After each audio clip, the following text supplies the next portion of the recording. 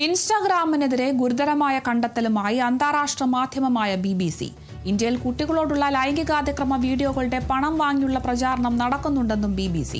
Rape video, child video എന്ന പേരിൽ Telegram ചാനലുകളിലേക്ക് പരസ്യം നയിക്കുന്നു. 99 രൂപ മുതൽ വീഡിയോകൾ വിൽക്കുന്നുവെന്നും BBC റിപ്പോർട്ടിൽ പറയുന്നു. ഇൻസ്റ്റാഗ്രാമിലെ മോഡറേഷൻ സാങ്കേതികവിദ്യയുടെ അനുമതി ലഭിച്ചതിന് ശേഷമാണ് പരസ്യങ്ങൾ പ്രസിദ്ധീകരിക്കുന്നത്. ഇത്തരം പരസ്യത്തെക്കുറിച്ച് ഇൻസ്റ്റാഗ്രാമിൽ റിപ്പോർട്ട് ചെയ്തപ്പോൾ അവരുടെ മാർഗനിർദ്ദേശങ്ങൾ ലംഘിച്ചിട്ടില്ലെന്നാണ് മറുപടി നൽകിയതെന്ന് BBC പറഞ്ഞു.